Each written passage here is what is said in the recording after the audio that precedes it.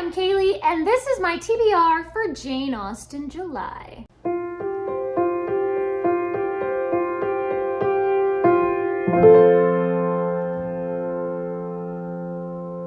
I am ready for Jane Austen July. I have my Jane Austen mug with quotes from the books, and I am ready to go. Jane Austen July is a readathon that is hosted by Katie over at Books and Things and Marissa at Blatantly Bookish. And this year they have a new co-host, Claudia at Spinster's Library. So of course there will be links to their announcement videos and TBRs and everything down in the description, so you can go and see all the challenges and all the books and all the things. As always, I'm a little bit of a rebel, and I sort of follow the challenges, and mostly I just sort of do my own thing. Challenge number 1 is to read one of Jane Austen's main 6 novels. The one that I have not reread in the most time, the one that I don't know what I'm trying to say. The one that it's been the longest time since I reread it, and it's one of my favorites, is Persuasion. So I'm going to be rereading Persuasion in July. Oh, that letter at the end, you guys. It's just so amazing.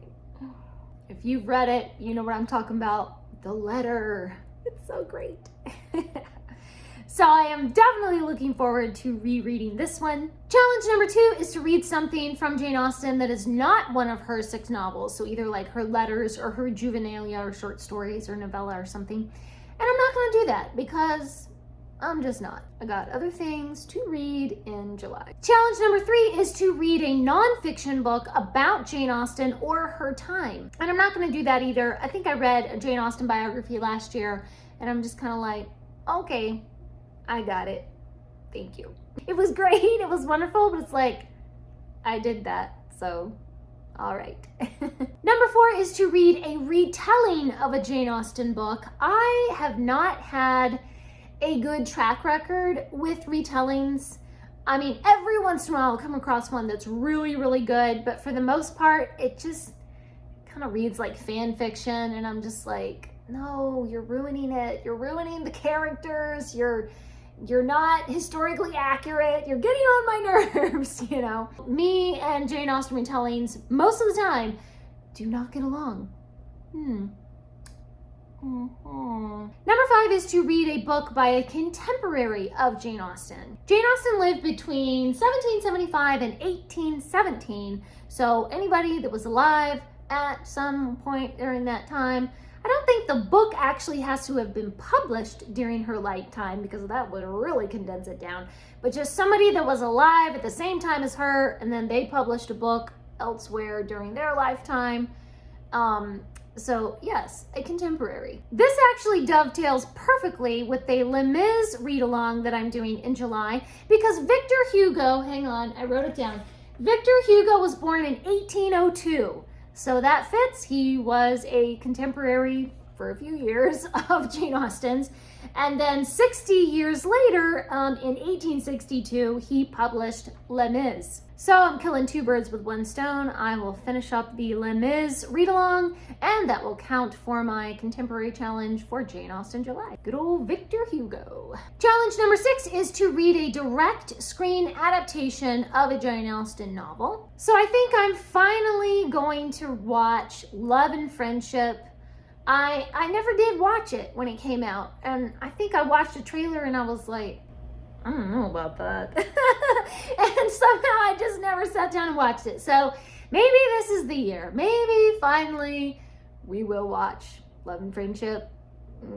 We'll just see. Leave me a comment down below. Did you like Love and Friendship? Did you watch it?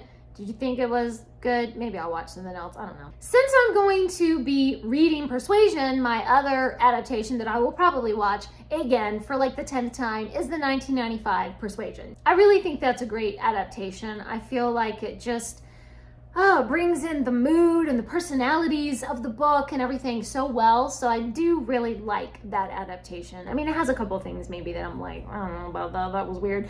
But yeah, it's really nice. It's a good adaptation. So I'm probably going to watch that one again because that's a good one. Number 7 is to watch a modern screen adaptation like Retelling of a Jane Austen novel. So I will be rewatching again for the 25th or 30th time Clueless every year in Jane Austen July.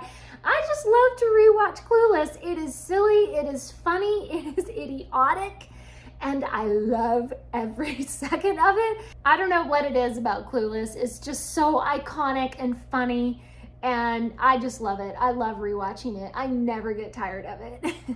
Okay, and those are my plans for Jane Austen July. Please leave me a comment and let me know, what are you reading for Jane Austen July? And I'm gonna link down below some of my other videos that I've done that are about Jane Austen or Jane Austen related topics.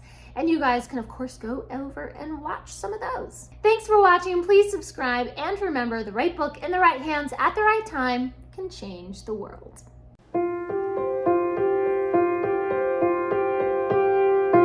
Thank you.